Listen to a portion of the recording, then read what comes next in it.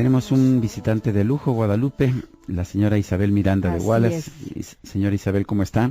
Gracias por estar con nosotros. No, al contrario, don Sergio, Lupita, buenos días a todo el auditorio. Para mí es un honor estar aquí con ustedes, de verdad, muchas gracias. Bueno, pues vamos a empezar por el tema, yo quisiera empezar por el tema de secuestros. Le voy a decir por qué, porque si bien vemos una mejoría en el tema de homicidios dolosos, vemos afortunadamente una declinación. Por todos lados estamos viendo cifras que nos muestran que el tema de secuestros está al alza. Y este es uno de los delitos que más agravian a la sociedad. ¿Qué nos puede decir sobre este tema? ¿Qué está pasando?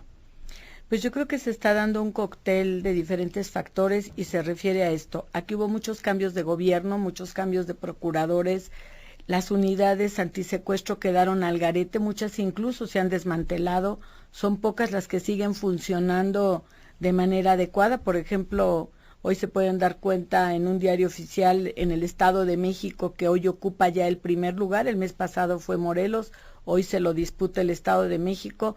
Reconoce en su haber 126 plagios denunciados con ellos. Que sabemos que se denuncian nada más unos cuantos de los que realmente tienen lugar, ¿no? Muy pocos, pero además a ellos les denuncian las personas que, bueno, confían en la Procuración del Estado de México.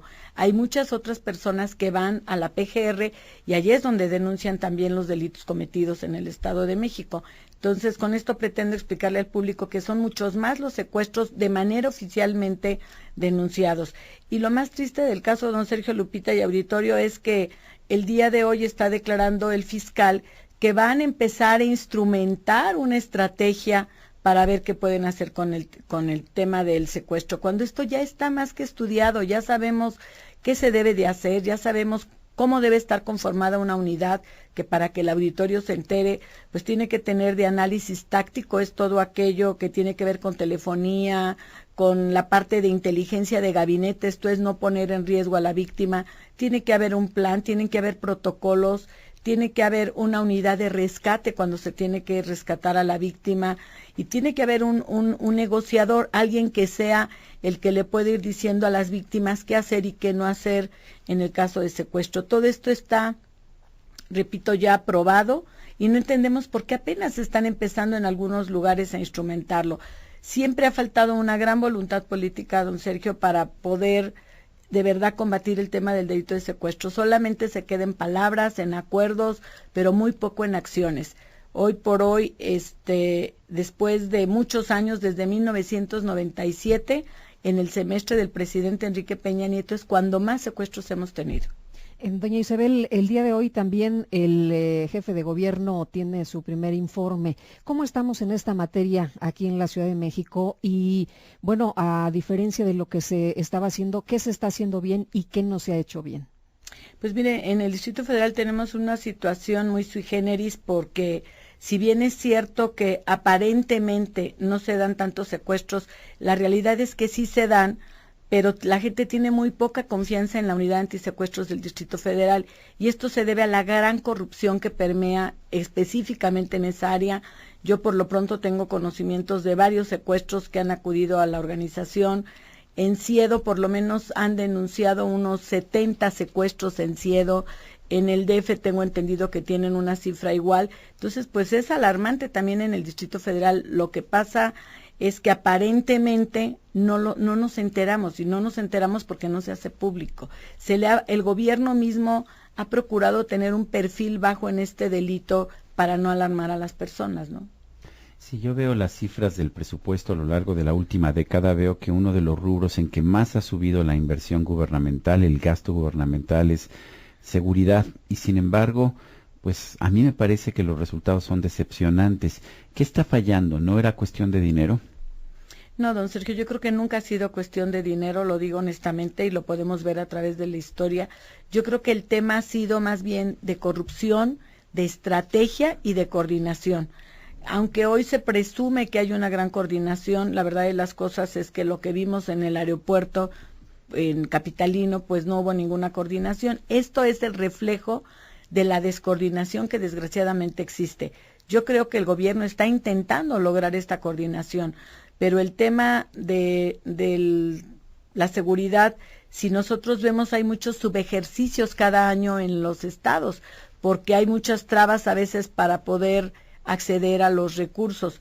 Pero yo creo que hay una, de verdad, desorganización tremenda. No llegan los recursos cuando tienen que llegar ni a donde tienen que llegar. Entonces los utilizan a veces mucho en comunicación, en decirnos lo que dicen que están haciendo, pero muy poco en la práctica y en lo sustancial. ¿Cómo debe prepararse un ciudadano, estar alerta ante una situación de estas que estamos viviendo, inseguridad, extorsiones, secuestros, en fin?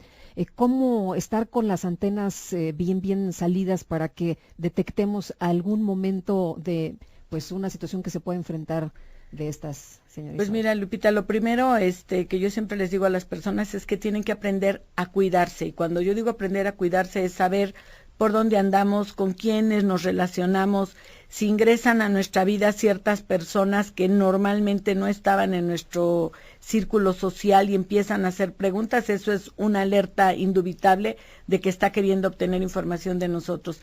Vigilar muy bien las personas de servicio en la casa, los que tienen negocios también, saber tener muy bien checado todo su personal, porque desgraciadamente a veces introducen a trabajadores para poder obtener información, pero sobre todo hay dos puntos que son muy vulnerables: la llegada a la casa y la llegada a la oficina, los que tenemos como que a lo mejor una rutina establecida. Entonces sí tenemos que ser muy cuidadosos cuando llegamos a casa y vemos que hay vehículos que son fuera de lo común, de lo que nosotros estamos habituados a ver. Esa es una alerta, no hay que bajarnos y hay que denunciar a los vehículos, y más si no tienen placas o vemos a alguien con una cachucha ahí como escondiéndose con un periódico, lo único que está haciendo es vigilar a alguien en nuestra calle. Entonces tenemos que tener cuidado con nuestra información, cuidado con nuestros hábitos, ver qué personas ingresan a nuestro círculo y sobre todo con qué intención lo hace, porque cuando empiezan a hacer muchas preguntas, lo que quieren es obtener información. Isabel, hemos visto que el presidente Enrique Peña Nieto ha anunciado una nueva estrategia en la lucha contra el crimen. ¿Usted ha visto una diferencia o cuál es esta nueva estrategia? Hay mucha gente que no alcanza a entender que haya alguna nueva estrategia.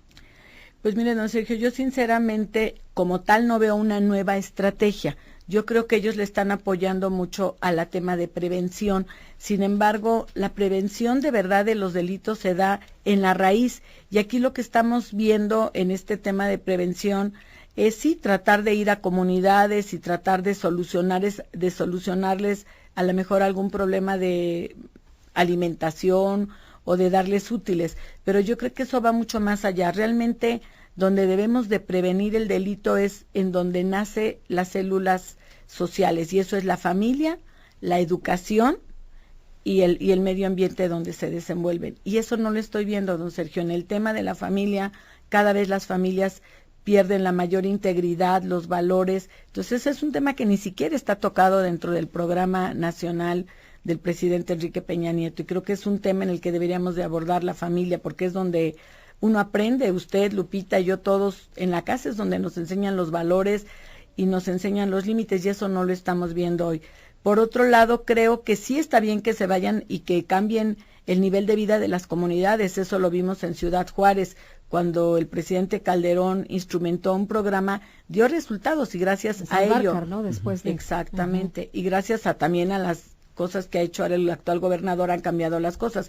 Yo creo que ahí es Juárez donde... y Tijuana son dos ejemplos de que puede haber cambios radicales en una comunidad, ¿no es así? Indudablemente, por eso lo ponía yo de ejemplo, en donde llegaron, pero ahí se metieron con la sociedad, se metieron en el medio ambiente, en la educación, les dieron a las personas becas para que pudieran tener acceso a una mejor educación, recuperaron los espacios públicos. Eso es lo que tendríamos que estar haciendo a nivel nacional. Eso me parece que sería una estrategia importante para ir transformando el medio ambiente en el que los niños y los jóvenes se mueven. Hemos visto cómo grupos de ciudadanos empiezan, como usted, señora Isabel, a ser activistas después de vivir una situación realmente muy complicada, muy delicada. ¿Qué pasa en la sociedad? ¿Por qué somos tan apáticos? ¿Qué deberíamos estar haciendo? Pues Lupita, quiero decirle que yo he preguntado eso por Twitter a las personas, sobre todo ahora con las marchas, decía yo, ¿por qué un puñado de personas pueden desquiciarnos la vida a millones de personas? y eso es algo que no tengo la respuesta, por qué las personas a veces somos tan apáticas. Y pues sí, nosotros hemos hecho activismo, pero también es algo que yo me estoy cuestionando, y el otro día lo hablaba con don Alejandro Martí, que después de tantos años de dedicarnos a esto, de sacrificar tiempo de nuestras familias, pues no estamos mejor, Lupita, al contrario, estamos peor. Entonces, habría que pensar realmente qué tan importante es nuestra labor y qué tanto caso nos hacen, porque pues sí, nos dicen que van a hacer cosas, pero en la práctica no se llevan a cabo. Esa es una reflexión personal que yo estoy haciendo, si vale la pena. Sé que vale la pena, porque lo peor que podemos hacer es cruzarnos de brazos, pero sí tendremos que cambiar la forma en poder incidir en las políticas públicas, y tendremos que cambiar la forma en que las personas, como usted, como yo, y que no tengo un micrófono, sino simplemente su trabajo, pudiera inferir en que las cosas cambiaran y no nos estén realmente diciendo que van a cambiar las cosas si no cambian. Quiero decirle que yo entiendo que el presidente Peña Nieto está intentando cambiar las cosas, pero creo que van muy lentas para lo que nosotros necesitamos. Creo que hay una gran voluntad, lo he visto de parte del gobierno, hay apertura para escuchar, pero creo que necesitamos hacer más y más rápido, Lupita. Isabel, usted fue candidata al gobierno del Distrito Federal, finalmente eso no fructificó, pero ¿qué está haciendo ahora? ¿Cuál es su actividad social en estos momentos? ¿Cómo está participando en la vida de la comunidad? Pues como siempre, don Sergio, haciendo activismo, participando, bueno, tengo una fundación en la que ayudo a personas que tienen el mismo problema por el que yo pasé, que es el tema del secuestro, pero también participo en todo lo que tenga que ver con políticas públicas de seguridad, en el Senado, en la Cámara de Diputados, participo en las mesas que actualmente se están dando en Gobernación, precisamente para afinar. ¿No es frustrante a veces hacer todo ese esfuerzo y ver que no se toman las medidas que claramente hay que estar tomando? Sí, es muy frustrante, don Sergio, por eso decía yo que me lo estoy replanteando, porque le quito tiempo a mi esposo, a mi familia, y repito, aunque sé que es algo que necesitamos hacer, a lo mejor necesitamos otro tipo de personas más agresivas para poder empujar más, y nosotros no lo estamos haciendo lo suficiente, don Sergio. Pero sí es frustrante. Decía usted, señora, que la corrupción es uno de los problemas más graves que hay en los cuerpos policíacos, y sobre todo, pues alarmante, ¿no? Saber que, por ejemplo, en el caso de una unidad antisecuestros hay corrupción. Ahí también, ¿cómo le hacemos? ¿Cómo rompemos este círculo? Yo creo que eso es absolutamente voluntad política. Yo creo que en el Distrito Federal, por ejemplo, que el jefe de gobierno actual, al cual respeto y aprecio, conoce perfectamente cuál es la problemática de la Procuraduría, y yo no veo que el doctor Mancera haya hecho ningún cambio importante en la Procuraduría para desarraigar toda esta corrupción y todas estas malas prácticas, ¿no? O sea, tomó la misma actitud que Marcelo Ebrard, de cruzarse de brazos y solamente ver, y eso es una de las cosas que creo que el doctor Mancera nos debe a los capitalinos, y que debe ser fundamental, porque él conoce perfectamente cómo está la corrupción en la Procuraduría, y creo que ahí lo que tiene que hacer indudablemente pues es hacer una limpia, hacer una preparación de todo el cuerpo policíaco y tener gente mucho más efectiva.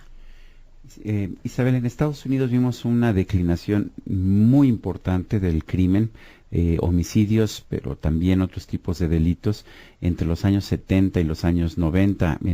El caso más notable fue la ciudad de Nueva York, pero otras ciudades también tuvieron descensos importantes. ¿Cuáles fueron los elementos? ¿Cómo se logró este descenso? En primer lugar, abatiendo la corrupción. Si ustedes recuerdan, en Nueva York fue una de las cosas que el alcalde decía, que la corrupción se había permeado en los cuerpos policíacos, cosa que nos parecería rara, pero así se dio. Entonces, repito, creo que la corrupción es el tema fundamental por el cual podemos hacer una limpia y tener gente que de verdad tenga respeto por su trabajo. La otra, indudablemente, que también tiene que ver con la sociedad. Nosotros, los ciudadanos comunes y corrientes, tenemos que aprender a respetar las leyes, a respetar las normas, y nos tienen que aplicar de verdad las medidas que sean pertinentes, que estén marcadas en la ley, para también respetar la ley. Pero el gobierno tiene también que hacer respetar la ley. Allá, si usted se pasa un alto, no hay de que cómo nos arreglamos. Le aplican la ley porque se la aplican. Eso es lo que faltaría hacer aquí, don Sergio. Hacer de verdad a rajatabla, aplicar la ley, y eso no se hace en este país. Aquí cambiamos las leyes con tal post facto para liberar a los que son detenidos. Exactamente. Bueno, esto, don Sergio, es una prueba de la debilidad que tiene el Estado, y cuando hablo del Estado hablo en su conjunto, no nada más del Distrito Federal. Prueba de ello es que también se estuvo negociando con las autodefensas a ver qué armas se les permitía tener, cosa que es, si no están permitidas, simplemente no las debes de permitir. Entonces yo creo que ese es un elemento, la corrupción. El otro, la educación, la selección de personal y las políticas en conjunto. Cuando yo me refiero a la política en conjunto, es que allá empezaron a hacer una línea transversal en las políticas. No únicamente se dedicaron a ver el tema de la policía, se dedicaron a ver también el tema social con las bandas que existían y que eran ya un verdadero problema en Nueva York y en otras partes en Estados Unidos. Entonces yo creo que una política de seguridad tiene que ser transversal y tiene que tocar muchos puntos para que sea exitosa. De otra manera, si nada más se queda en lo local, es muy difícil que pueda prosperar, don Sergio. Pues señora, en estos años hemos visto una mujer que no se vence, una mujer que lucha mucho, y bueno, preguntarle cómo a lo largo de estos años, algunos la consideran de hecho la dama de hierro, cómo saca esta fortaleza, cómo puede usted lograr estar hoy con nosotros, decirnos cómo cuidarnos y seguir haciendo este activismo que pues ha sido muy importante para nuestro país. Yo creo que tiene que ver, volvemos a lo mismo con la educación. Yo nací en una familia, que de verdad le doy gracias a Dios por haber nacido ahí, porque es una familia muy unida. Tuve un padre mi padre, yo siempre lo he dicho con un gran orgullo, mi padre era taxista. Mi padre era una persona de muy pocos recursos educativos y económicos, y sin embargo trabajaba doble turno, Lupita, para tratar de darnos educación. A todos nos dio educación, y eso es algo que yo lo agradezco, porque mi padre en su ignorancia entendió que tenía que hacer esta transformación. Entonces, ver su fortaleza de él y salir adelante ante los problemas y no vencerse, creo que es algo que lo aprendí de mi padre. Y además de tener un trabajo en lo personal también, desde el punto de vista espiritual, importante para poder salir adelante. Y yo creo que el motor de todo, Lupita, todos lo sabemos, lo que nos escuchan, es el amor. Cuando uno ama a su familia, uno ama a su país, sacas fuerzas aún de la flaqueza para salir adelante. Créame, Lupita, que cuando yo tuve el problema de mi hijo, quien sea madre o padre sabe que no hay dolor más grande que perder un hijo. Yo me recuerdo que en esos días yo me volvía loca, literalmente sentía que me volvía loca. Y luego llegó como un chispazo de luz y me dije, bueno, es que a mi hijo no le sirvo así. Yo tengo que calmarme y tengo que estar tranquila para tomar las mejores decisiones en el momento más crítico de mi vida. Entonces, eso lo saqué precisamente de esta fortaleza de mi padre.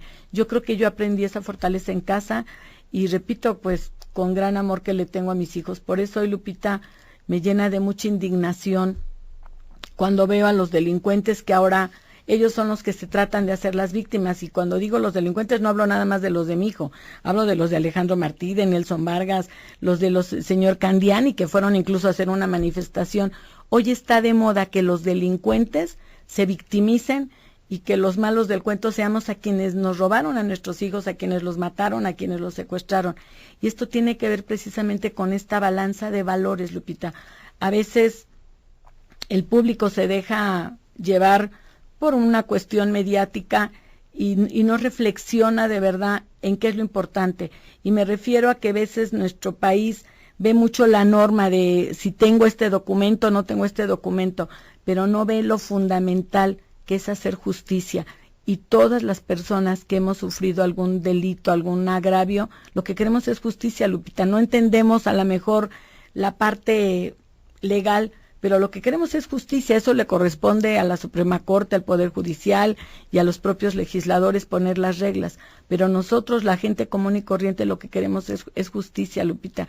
Y yo creo que en ese afán de justicia es que nos vamos fortaleciendo, porque vamos viendo y nos enfrentamos sistemáticamente en los juicios de verdad a muchas cosas muy duras, Lupita, porque uno pensaría que el tema se acabó cuando te secuestraron un hijo, cuando te enteraste que lo mataron. No, es un eterno estar recordándolo, porque cada que vas a una audiencia te vuelven a leer y te vuelven a decir, y ves el cinismo de los secuestradores y de los familiares, te molestan, te acosan. Entonces, claro que todo eso uno se tiene que fortalecer, porque si no, no puedes vivir con eso, no puedes seguir adelante con eso. Señora Isabel Miranda de Wallace, gracias por darnos estos minutos de su tiempo. Al contrario, don Sergio, Lupita, Gracias. y todo el auditorio, de verdad que soy admiradora de ustedes y lo saben. Bueno, Gracias. nosotros también Gracias, somos señora. admiradores de usted.